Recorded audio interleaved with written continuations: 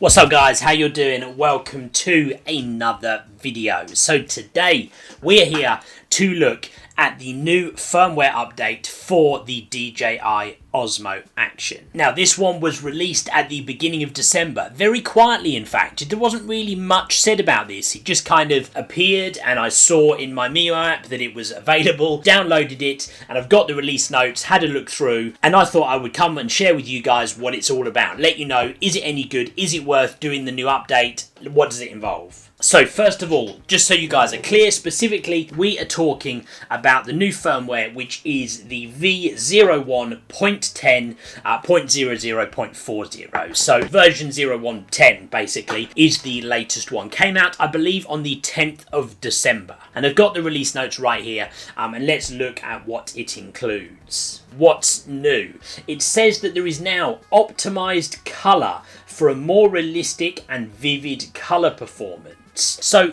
interesting. Now I've taken some kind of test footage with it to kind of see if there's any difference. Look, certainly the colors look vivid. I'm happy with them. I don't necessarily know if it was any more vivid than before, but they certainly do look good. But apparently it is more optimized and the color profiles should be improved. Next up, there is a new optimized auto exposure algorithm. Now I don't necessarily know exactly what that means, but I did a couple of test footage shots. These clips you're seeing right now, these are all shot in auto exposure. They look pretty good to me, so apparently that algorithm has been optimized. Here's one in slightly more tricky circumstances where we're going from a lighter scene to a darker scene, and it seems to cope with it fairly well. So that is the new improved optimized auto exposure algorithm. So from there we move on to the bits which actually I quite like, and these are the bits which I think are really the more important parts of the firmware update. And that, according to the release notes, is that they have optimized the functions of the QS button, or the quick start button, on the side. Now, one of the main things they've done with that now is that you just have to press it once to switch from the back screen to the front screen. Now, you might remember before you had to press and hold that button.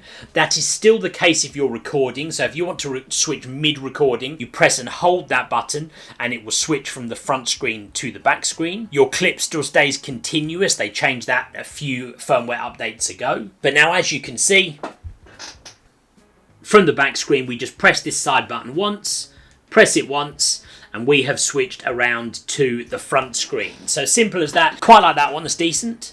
Now the difference now, if you press and hold that button, that will actually take you into the playback section of the menu. So if you press and hold that button, it will take you in and you can see your clips, your videos, everything that you have just shot. So I quite like that feature. Just so you guys a little bit closer up so you can see we're just in the regular menu. If I press and hold that button, it takes us into the playback feature. So again, yeah, really like that. Nice little thing. It seems to kind of give you more usability with that button, I suppose. I quite like that. And the other thing that they've done is you can use it now much more quickly to change shooting modes. According to the release notes here, if you press it once and then again, it will change shooting modes. So specifically what that means is that if you just press that button once and then press it again, you can then switch between your different quick switch modes. Video to HDR video, slow motion, etc, etc. Let me just show you that again a little bit closer to the camera.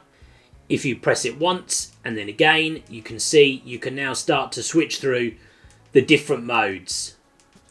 Really cool. I like that. Nice way to make the camera nice and usable. And for me, I like changes like that, right? There's nothing necessarily that means they have to release those kind of firmware updates, but they do in a way to just try and make the product that little bit more user-friendly. And I really like that. Of course, the big question of the moment is there an Osmo Action 2 on the way? We all thought it was fairly close. Rumours seemed to be circulating that it was coming soon. And so certainly when I then saw a firmware update for this camera, I suppose I was a little surprised. That maybe made me think that perhaps the Osmo Action 2 is a little bit further away than maybe we had originally anticipated. But who knows? Hopefully it's not that far away. But go and check out this firmware update for yourselves, guys. If you don't know how to do it, you just go to the Mimo app. You can do it on your phone, something like that. Connect to your Osmo Action and you can go through and do it. Now, a few people have been reporting that the update fails. It gets to about 50-60% and then it fails. That did happen to me the first time. So I started to update, it got to 50%, and then for some reason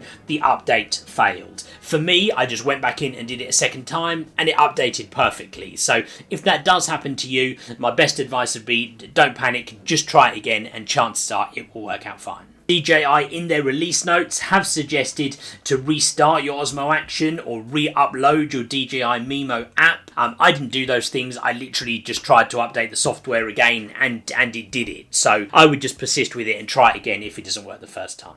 In the meantime, guys, I hope you found that interesting. I hope you found that useful. If you did, do me a favour, hit that like button. Why don't you think about subscribing if you haven't already? Loads of other DJI Osmo Action videos on my channel and loads more to come in the future. In the meantime, guys, thank you very much for watching and I will see you on the next video.